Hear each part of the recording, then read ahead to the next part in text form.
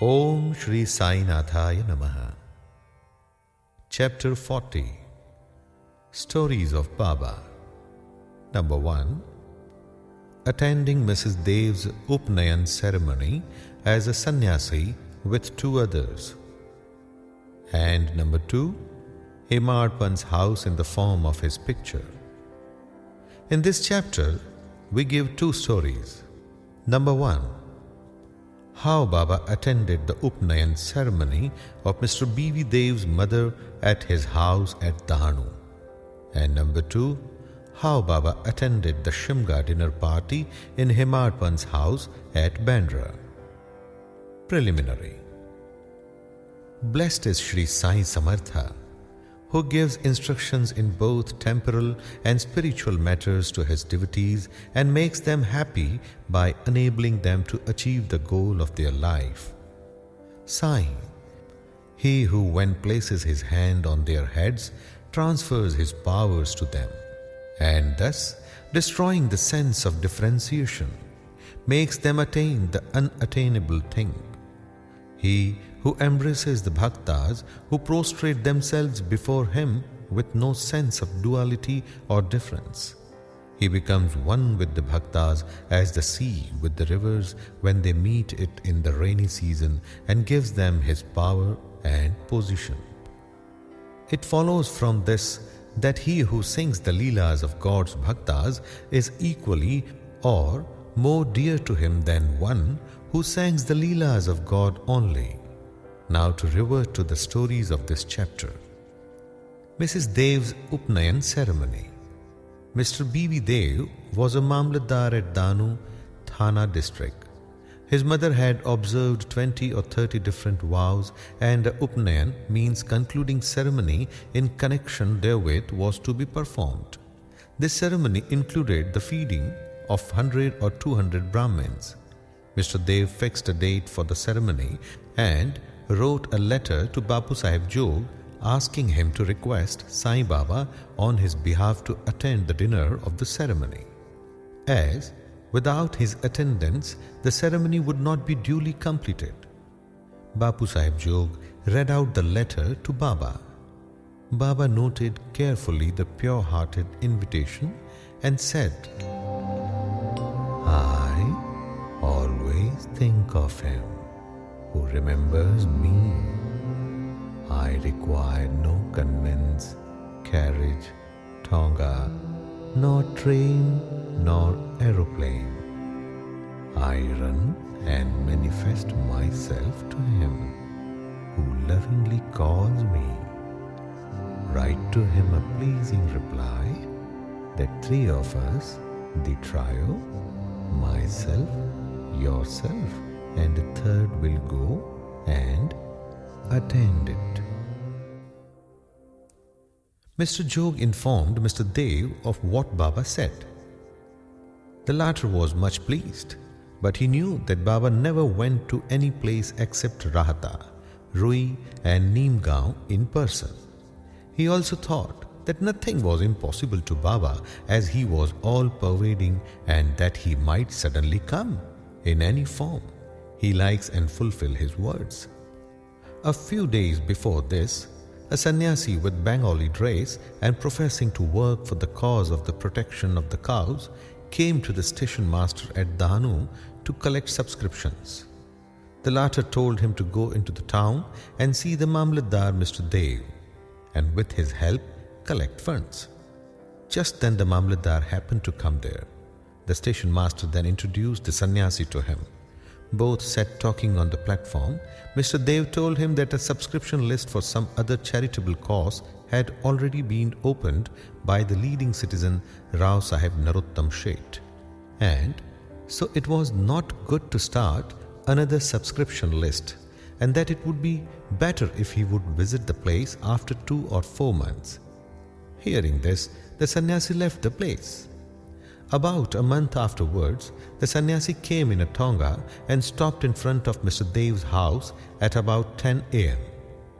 Dev thought that he came for subscriptions.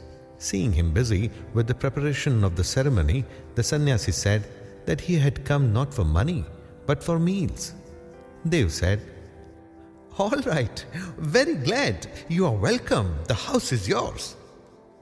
The sannyasi said, 2 lads are with me. Then Dev said, well, come with them. As there was about 2 hours for the meals to be served, Dev inquired where he should send for them. He said that it was not necessary, as he would come himself at the appointed time. Dev asked him to come at noon, exactly at 12 noon. The trio came and joined the dinner party, and after feeding themselves, went away. After the ceremony was finished, Dev wrote a letter to Bapu Sahib Jog complaining of Baba's breach of promise. Jog went to Baba with the letter, but before it was opened, Baba spoke. He says that I promised him to come, but deceived him. Inform him that I did attend his dinner with 2 others, but he failed to recognize me. Then why did he call me at all? Tell him that he thought that the sannyasi came to ask for subscription money. Did I not remove his doubt in that respect? And did I not say that I would come with 2 others? And did not the trio come in time and have their meals? See, to keep my words, I would sacrifice my life. I would never be untrue to my words. This reply gladdened Jog's heart, and he communicated the whole of the reply to Dev. As soon as he read it, he burst into tears of joy, but he took himself to task mentally for vainly blaming Baba. He wondered how he was deceived by the sannyasi's prior visit and his coming to him for subscriptions. How he also failed to catch the significance of the sannyasi's words that he would come with 2 others for meals. This story clearly shows that when the devotees surrender themselves completely to their Sadguru, he sees that the religious functions in their houses are duly executed and complied with all the necessary formalities. Hemar Pant's Shimga dinner. Now, let us take another story which shows how Baba appeared in the form of his picture and fulfilled the desire of his devotee. In 1917, on the full moon morning, Hemar Pant had a vision. Baba appeared to him in his dream in the form of a well-dressed sannyasi, woke him up and said that he would come to him for meals that day. This awakening constituted a part of the dream.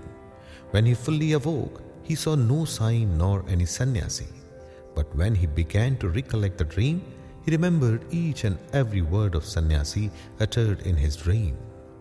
Though he was in contact with Baba for 7 years, and though he always meditated on Baba, he never expected that Baba would come to his house for meals. However, being much pleased with Baba's words, he went to his wife and informed her that being the holy day, a sannyasi guest was coming for meals and that some more rice should be prepared. She inquired about the guest, who he was and whence he was coming. Then, not to lead her astray and not to cause any misunderstanding, he gave her the truth, told her about the dream. She doubtingly asked whether it was possible that Baba should come there Bandra from Shirdi, leaving the dainty dishes therefrom accepting their coarse food. Hemar Pant then assured her that Baba might not come in person, but he might attend in the form of a guest, and that they would lose nothing if they cooked some more rice. After this, preparations for the dinner went on, and it was quite ready at noon. The Holika worship was gone through, and the leaves dishes were spread and arranged with rangoli marks around them. 2 rows were put up with a central seat between them for the guest. All the members of the family, sons, grandsons, daughters and son-in-laws, etc., came and occupied their proper seats, and the serving of the various articles commenced. While this was being done, everybody was watching for the guest, but none turned up, though it was past noon. Then the door was closed and chained. The Anshuddhi was served. This was a signal to start eating.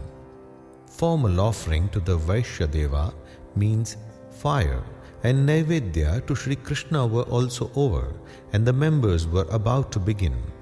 When footsteps in the staircase were distinctly heard, Hemarpant went immediately and opened the door and saw two men there. First Ali Muhammad and the second one was Maulana Ismu Mujawar. These two persons, seeing that meals were ready and all the members were about to begin eating, apologized to Hemarpant and requested him to excuse their interference. They said, "You left your seat and came running to us. Others are waiting for you. So please take this your thing, and I shall relate all the wonderful tale about it later on at your convenience." So saying, he took out from his armpit a packet wrapped in an old newspaper cover and placed it on the table. Hemarpant uncovered the packet and saw, to his great wonder and surprise, a big nice picture of Sai Baba. Seeing it, he was much moved. Tears ran from his eyes, and hair stood on end all over his body. And he bent and placed his head on the feet of Baba in the picture. He thought that Baba had blessed him by this miracle or leela. Out of curiosity, he asked Ali Muhammad whence he got this picture. He said that he bought it from a shop and that he would give all the details about it sometime afterwards, and wished that as all the members were waiting for him, he should go and join them.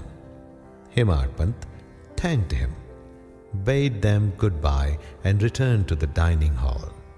The picture was placed on the central seat reserved for the guest, and after the due offering of the Naivedya, the whole party commenced eating and finished it in proper time. Seeing the beautiful form in the picture, everybody was extremely pleased and wondered how all this happened. This is how Sai Baba kept up and fulfilled his words uttered by him in the dream of Hemarpant. The story of the picture with all its detail, likewise how Ali Muhammad got it, why he bought it and gave it to Hemarpant, is reserved for the next chapter. Bow to Shri Sai, peace be to all. Sai Natharpanamastu, Shubham Bhavatu.